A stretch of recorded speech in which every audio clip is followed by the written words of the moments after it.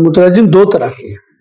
ایک وہ جو خود اپنے ذوق و شوق کو مد نظر رکھتے ہوئے یا کسی ٹیکسٹ کے ساتھ ان کی ایسوسیشن ڈیولپ ہوتی ہے تو ان کو لگتا ہے کہ نہیں یار اس کو ہماری زبان میں ہونا چاہیے. جیسے کہ ہمارے یہاں قابل قدر جن کا آپ نے بھی ذکر کیا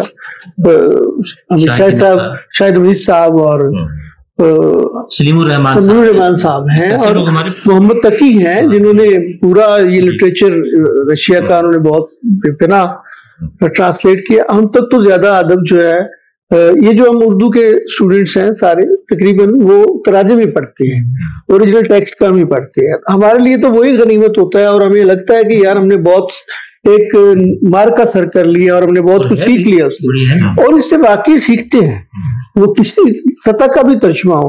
مجھے ایک اتفاق ہوا کہ محفصہ کا ترجمہ کو ڈاکٹر مرتضیٰ عادل تھے, انہوں نے کیا 10 کہانیوں کا, تو وہ میں نے پڑھا اور بڑا اچھا لگا. محفصہ نے ہارڈ کیا یار یہ کیسا رائٹر ہے.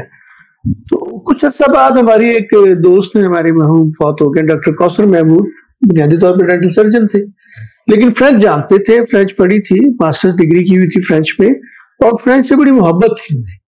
تو وہ بس بات کرتے تھے فرینچ کی, کبھی کوئی ترجمہ نہیں کیا, کچھ نہیں کیا انہوں نے ایسی بات نا, حوالوں میں بات آ جاتی تھی ان کی گفتگو میں.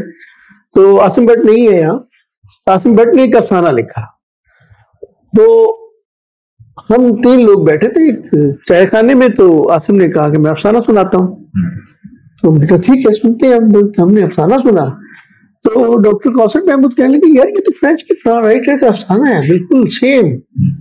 تو میں نے نہیں پڑھا محفصہ کا افسانہ ہے. میں نے تو نہیں پڑھا وہ افسانہ. کہتے ترجمہ ہوا ہے؟ کہتے نہیں. میں نے کہا مرتضیٰ عادل کی کتاب میں بھی اس نام کا تو کوئی افسانہ نہیں تھا. کہتے اچھا میں آپ کو دکھاؤں. لیکن نہیں آپ دکھائیں نہیں, آپ ترجمہ کر کے لائیں. اچھا انہوں نے کہا ٹھیک ہے. وہ نیکسٹ ڈے آئے اور انہوں نے ترجمہ کر کے یہ ہے وہ ترجمہ ہم سنا ہم نے. وہ واقعی وہ کیسی ریزیمبلنس تھی دونوں کے پلاٹ میں اور ان کی ایون دین کی جو فیلنگز ایسنس تھا اس میں بھی. خیر عاصم بڑا رائٹر ہے, اس نے اپنا فوراً افسانہ پھاڑ دیا. ہم نے کہا نہیں اس کی موجودگی میں میں یہ نہیں کروں. ٹھیک ہے اوکے. اب ہم نے ڈاکٹر صاحب کے پیچھے پڑ گئے کہ آپ افسانے کو ترجمہ کریں اور محفصہ کو ترجمہ کریں. یہاں سے ان کو یہ ایک جو ہے وہ اعلیٰ شعری ملی, ہم نے بہت بکب کیا ان کو. تو انہوں نے ان میں سے کچھ وہ افسانے ترجمہ کیے محفصہ کے جو ڈاکٹر مرتضیٰ عادل نے کیے ہوئے تھے.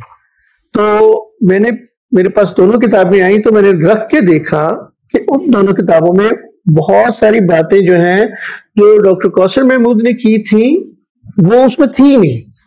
ایون دین 1-2 واقعات نہیں تھے اور کچھ جملوں کی کنسٹرکشن اور فیلنگز جس کی آپ بات کر رہے ہیں کہ وہ کریکٹر کی فیلنگ جو ڈاکٹر کوثر نے دکھا دی وہ انہوں نے نہیں دکھائی. ان کے یہاں وہ مفقود تھی. اچھا بڑا ٹیکسٹ جو ہوتا ہے وہ ظاہر ہے آپ کچھ نہ کچھ تو ہمیں دے ہی جاتا ہے نا.